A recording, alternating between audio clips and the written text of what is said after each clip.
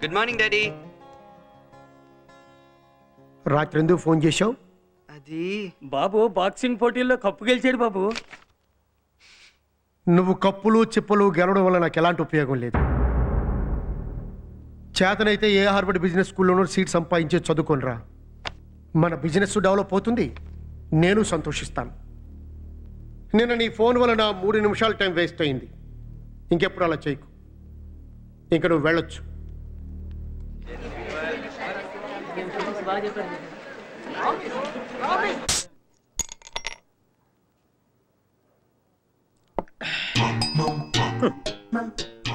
పిరుడికి ఇట్లా చేతి మీదకి ఎక్కించుకోవడం ఏమిటో, అలిసిపోయి సోడాలు తాగడం ఏమిటో, పగవాడికి కూడా రాకూడదు కష్టం.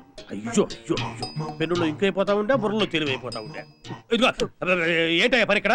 ఎప్పుడు చూడు లెక్చరర్లు స్టాఫ్ రూమ్ లో పడి తిరుగుతూ ఉంటారు. మాకు ఇప్పుడు పీరియడ్ ఏం లేదు సార్. లేకపోతే ఇక్కడ కూర్చొని సొల్లు కబుర్లు చెప్పుకోవాలా? లైబ్రరీలో పుస్తకాలు చదువుకొని జనరల్ నాలెడ్జ్ పెంచుకోవచ్చు కదా. వెళ్ళండి బాబు, వెళ్ళండి వెళ్ళండి వెళ్ళండి. ప్రతి వాడు లెక్చరరే. మళ్ళీ వచ్చారంటయ్యా?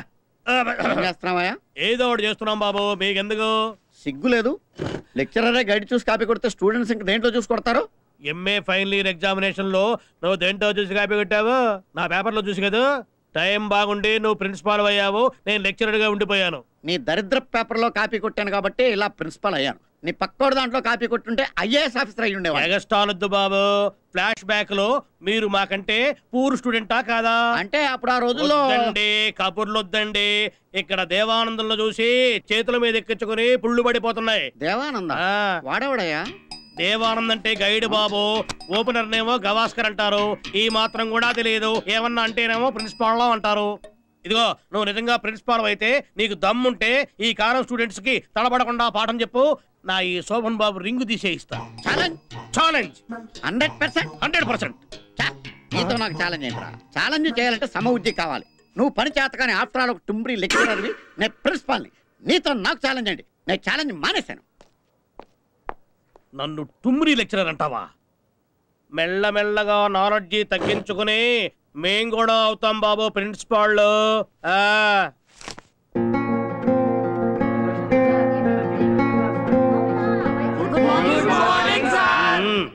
గుడ్ మార్నింగ్లు గుడ్ ఈవినింగ్లు కాదు, చదువు మీద చూపించాడు శ్రద్ధ. అమాయకపు లెక్చరర్స్ ని ఎట్ట పడగొడదామని చూస్తుంటారు. ఇక్కడెవరు అంత అమాయకులు లేరు.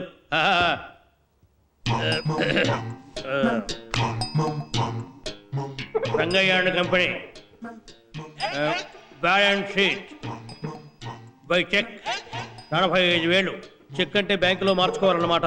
1,65,000. 1,02,000. 1,02,000. మీరు చేసింది తప్పు సార్. తప్పేమిటి? దేవానందులు అట్టాగే ఉంది. ఇంపాసిబుల్. నేను చేసింది కరెక్ట్. కాదు సార్, కావాలంటే చేసి చూడండి, బ్యాలెన్స్ టాలీ అవ్వదు. తప్పెక్కించుకున్నావా లేక దేవానంది రాంగా? ఉత్తరే మీ నాలెడ్జి టెస్ట్ చేద్దామని కావాలనే A+B² సూత్రం లేకుండా లెక్క చేశాను. సార్ అకౌంట్స్ లో ఆ ఫార్ములా ఉండదు కదా సార్. అమ్మాయి నువ్వు వచ్చా లెక్క చేసి చూస్తాను. అమ్మా ఇదిగో పెన్ను. ఇప్పుడు తేలిపోతుందిగా తప్పు మందో దేవానందుదో.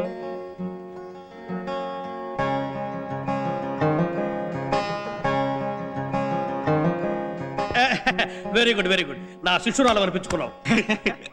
చూసారా, అందరూ అమ్మాయిలాగా బాగా చదువుకోవాలి. కాపీ కొట్టి పాస్ అవ్వచ్చు అనుకుంటున్నారేమో, అది చాలా రిస్క్. మీ రోజులు బాగలేక లంచం ఇచ్చి ఏ లెక్చరర్ ఉద్యోగంలోనూ చేరారంటే అప్పుడు తెలుస్తుంది మీకు అసలు రిస్క్ ఏమిటో. ఒక్కొక్కసారి లెక్చరర్స్ ఎంత హోంవర్క్ చేయాల్సి వస్తుందో తెలుసా, అయినా కూడా దెబ్బతింటారు.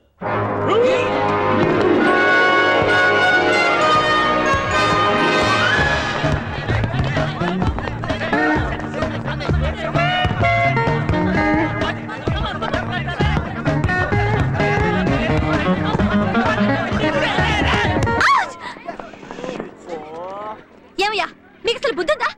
బాల్ ఎక్కడికో తగిలితే ఏమయ్యో తెలుసా? సారీ. అసలు మీరంతా కాలేజ్కి ఎందుకు వస్తున్నారు? చదువుకోవడానికి. చదువుకోవడానికా? అసలు ఏ రోజైనా క్లాస్ కి టైంకి వచ్చారా? చెప్తుంది సరిగా విన్నారా? వినక్కర్లేదు. ఐఎమ్ క్లెవర్, నాకంతా తెలుసు. ఏంట్రా నీకు తెలిసింది? ఏంటి రానా?